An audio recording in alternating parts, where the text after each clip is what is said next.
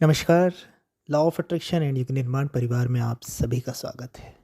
आपका दिया हुआ और आपका किया हुआ आप तक लौट कर आएगा ही, विशाल रूप लेकर आएगा। अब इस दिए हुए में, इस किए हुए में सकारात्मक भी हो सकता है, नकारात्मक भी हो सकता है।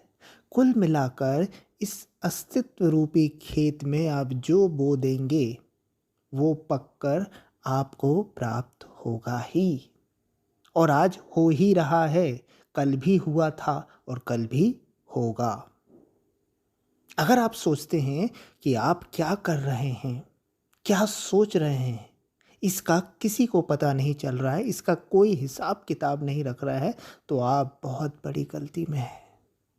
भीतर ही वो डिवाइस लगी हुई है जो एक एक क्षण में, एक एक क्षण की आपकी मनोवृत्ति, आपकी क्रिया, आपकी भावनाओं का हिसाब रख रही है और आपके फलों को, आपके भविष्य को तैयार कर रही है। कोई उसे डेस्टिनी बोल दे, प्रारब्ध बोल दे, भाग्य बोल दे, नाम अलग अलग हैं। कुल मिलाकर आप अपने विचार के माध्यम से, अपने शरीर के माध्यम से, अपनी क्रियाओं के माध्यम से जो भी इस अस्तित्व को या इस अस्तित्व में रह रहे प्राणियों को दे रहे हैं, वो आपको वापस मिलने के लिए तैयार हो रहा है। जैसे आपने एक बैंक में जाकर एफडी बनाई, फिक्स्ड डिपॉजिट किया, तो जितना लंबा समय वो एफडी बैंक में रहेगी, उतना ही बड़ा अमाउंट आप रिटर्न में प्राप्त करेंगे। वैसे ही जब आप किसी के लिए कुछ कर देते हैं और वो जितने लंबे समय तक बना रहता है, यानी जितने लंबे समय तक आपको उसका रिटर्न नहीं मिलता है, वो उतना ही विशाल होकर आप तक लौटता है। यही बात पाप के संबंध में है।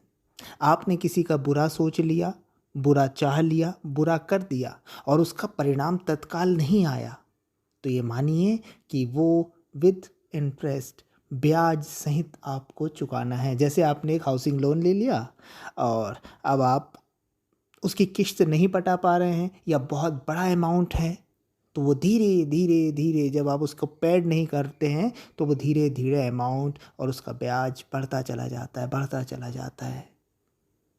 और एक समय ऐसा आता है कि आप दिवालिया हो जाते हैं, पेड करने की स्थिति में नहीं रहते, या फिर आपको कोई और सामान अपना निकालना पड़ता है उस कर्ज से मुक्त होने के लिए। तो जब आप किसी के लिए कुछ सकारात्मक कर रहे हैं, कुछ पॉजिटिव कर रहे हैं, तो आप ये मत सोचिए कि इसका आपको रिटर्न आज ही मिल जाए या कल ही मिल जाए। जितना लेट मिले, भगवान की मर्जी, अस्तित्व की मर्जी, उतना अच्छा है। जब देना है दे, ना देना है तो ना दे। जब इस भाव से आप कर्म करेंगे, जब इस भाव से आप परोपकार करेंगे, तो आपको वो अनंत गुना होकर लौटेगा। लेकिन जब आप कर्म करते समय सोच रहे हैं कि मैंने यार इसको 5 रुपए की मदद कर दी है, मैंने इसके लिए ये कर दिया है, अब मेरे लिए भी कुछ होगा, तो वो ज़्यादा से ज़्यादा 5 रुपए ही आपको किसी न किसी माध्यम से रिटर्न होकर आ जाएंगे, क्योंकि आपने वहाँ पर अपने स्वार्थ को ला दिया। वहाँ पे आपने उस पुण्य को, उस परमार्थ को व्यापार बना लिया। अक्सर यही होता है। लोग मंदिरों में भी दान करते हैं तो वहाँ सोच लेते हैं कि दान करेंगे तो भगवान हमें देगा, किसी गरीब को कुछ खिला देंगे, भंडारा करवा देंगे तो हमें मिलेगा। तो ये जो दान हो जाता है, भंडारा हो जाता है, ये व्यापार हो जाता है। उसका कोई बहुत ज़्यादा नहीं होता, वो बस जो किया उतना ही मिल जाता है। 50 रुपये किया, 50 रुपये किसी माध्यम से आ जाएगा, बस। लेकिन अगर आपने 5 रुपये भी दान किया और ये भाव से किया कि इसमें मेरा कुछ नहीं है, परमात्मा ने मुझे शक्ति दी थी, ये मैंने कर दिया और बदले में मेरी कोई कामना भी नहीं है, परमात्मा को जो अच्छा लगे वो करे, तो हो सकता है वो 5 रुपये 5,000, 5 लाख या 5 करोड़ बनकर आप तक वापस आ जाए, किसी न किसी रूप में। पैसे के रूप में आए ज़रूरी नहीं है, किसी न किसी सुख के रूप में आ जाएगा, किसी न किसी साधन के रूप में आ जाएगा, किसी न किसी संतुष्टि के रूप में आ जाएगा, पर आएगा ज़रूर, निश्चित है। क्योंकि आपने अपने दान को, अपने पुण्य को व्यापार नहीं बनाया है, सौदा नहीं बनाया है, बदले में चाहा नहीं है। अगर आप बदले में चाह रहे हैं दान करते समय, पुण्य करते समय, परमार्थ करते समय, तो वो दान, वो पुण्य, परमार्थ व्यापार हो गया। फिर परमात्मा भी उतना ही रिटर्न कर देगा किसी रूप में। भाई तूने 100 रुपये का किया था, ये 100 रुपये ले ले, 1-2 रुपये और ले ले, बस। क्योंकि तुम्हारी जो दृष्टि थी, तुम्हारा जो उद्देश्य था, वो व्यापारिक था। यही है, जब आप निष्काम भाव से बिना किसी चाह से परोपकार करते हैं तो वो अनंत गुना होकर लौटता है। लेकिन जब चाह के साथ कर रहे हैं तो बस वो उतना ही मिल जाएगा किसी न किसी रूप में, बस। वैसे ही पाप जब आप कर रहे हैं, पाप ना सिर्फ शरीर से, मन से भी, किसी के प्रति ईर्ष्या रखना, द्वेष रखना, बुरी भावना रखना, तो आपने वो बीज बो दिया, वो आपके अंतःकरण में चला गया। अब वो भीतर ही भीतर बड़ा होता जाएगा। आपने जिसके विषय में बुरा सोचा उसका तो बुरा नहीं हुआ, लेकिन वो जो बीज आपने भीतर बोया है वो आपका बुरा करना शुरू कर देगा। जितने समय तक हमारे शरीर में घाव रहता है ना, वो उतना ही खतरनाक होता जाता है, उतना ही वो पीड़ादायक होता जाता है। तो वैसे ही जब हम अपनी मनोभूमि में कुछ बुरे विचार बो देते हैं, तो वो बुरे विचार किसी और का को परेशान करे ना करे, हमको अवश्य करने लगते हैं। आपने अपने खेत में कांटे बोए हैं, तो वो कांटे किसी और को नहीं चुभने जा रहे हैं। शायद चुभ भी जाए, बहुत दूर की बात सोच ले तो, लेकिन आपको तो ज़रूर चुभेंगे, ये निश्चित है। क्योंकि आपने कांटे बोए हैं, फूल नहीं, तो कांटे तो आपको लेना पड़ेगा। फिर आप वो विचार के रूप में कर रहे हैं या आप शरीर के माध्यम से कर रहे हैं। तो अगर आपके जीवन में कभी बुरा हो तो कभी भगवान को दोष मत देना कि मैं तो अच्छा कर रहा हूँ और मेरे साथ ये बुरा क्यों हो रहा है। भगवान का न्याय, इस अस्तित्व का न्याय बिल्कुल पारदर्शी है। अगर कुछ बुरा घटित हो रहा है तो आपने बुरा किया होगा ही। अगर ऐसा नहीं होता तो ईश्वर की न्याय व्यवस्था और ईश्वर से दुनिया का विश्वास ही उठ गया होता। ईश्वर बिल्कुल तटस्थ है।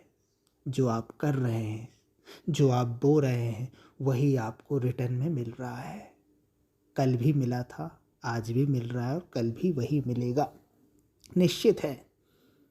तो आपको अपने कर्मों की क्वालिटी सुधारनी है। निष्काम भाव से कर्म कर सकें, सबसे बेस्ट है। निष्काम भाव से ना भी हो तो कम से कम बुरे कर्म ना करें, किसी को मन वचन कर्म से हानि ना दें, ये भी बहुत बड़ा काम है। अच्छा ही कर दें तो कम से कम बुरा तो नहीं होगा, कुछ अच्छा ही होगा।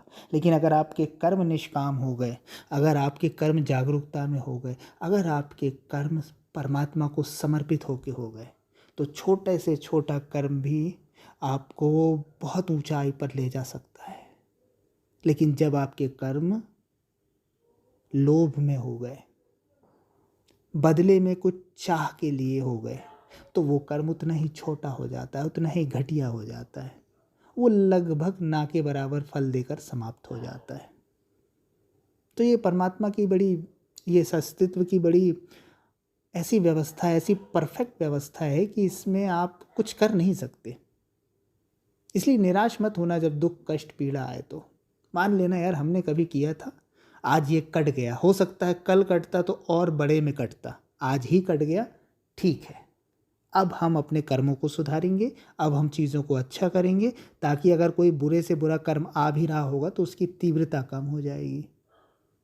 और जब कोई अच्छा कर्म, जब आपके जीवन में कुछ अच्छा घटे, तो भी अहंकार में मत आना, तो भी परमात्मा को धन्यवाद देना कि कभी मेरा कर्म जो मैंने किया था आपने ध्यान रखा और आज उसका परिणाम दिया है, और मुझे सद्बुद्धि देना कि मैं ऐसे ही अच्छे कर्म करता रहूं। तो सुख में अहंकारी मत हो जाना और दुख में नकारात्मक मत हो जाना। अच्छे कर्म करना शुरू कर दीजिए। ये पूरा अस्तित्व बो और काटो के सिद्धांत पे चलता है। जो आप बो देते हैं वही आपको काटने को मिलता है। एक किसान एक बोरा अनाज बोता होगा खेत में, 1 बोरा या 2 बोरा, और उससे वो सैकड़ों बोरे फसल काटता है। थोड़ा सा बोया था लेकिन वो अनंत गुना हो गया। वैसे ही आप किसान के भांति जब इस अस्तित्व रूपी, जब इस परमात्मा के खेत में अपना समय, अपनी बुद्धि, अपना धन, जो भी आपके पास है, धन है कोई ज़रूरी नहीं हर किसी के पास धन हो, बुद्धि बो सकते हैं, ज्ञान बो सकते हैं, समय बो सकते हैं, भावनाएं बो सकते हैं, जो भी आपके पास है, जब आप उस अस्तित्व रूपी खेत में बोते हैं परोपकार के लिए, लोक कल्याण के लिए, विश्व मानव के लिए, तो वो अनंत गुना होकर आप तक लौटता ही है। और वहीं जब आप कांटे बोते हैं, जब आप बुराइयां बोते हैं, जब आप अशांति बोते हैं, जब आप क्रोध बोते हैं, जब आप निंदा बोते हैं, तो वो भी आप तक किसी न किसी रूप में हानि के माध्यम से, किसी न किसी पीड़ा के माध्यम से, किसी न किसी नकारात्मकता के माध्यम से आप तक पहुंचेगा ही। तो आप सोच लीजिए आप क्या पाना चाहते हैं। जो पाना चाहते हैं वही बोना शुरू कर दीजिए, वही देना शुरू कर दीजिए। धन्यवाद।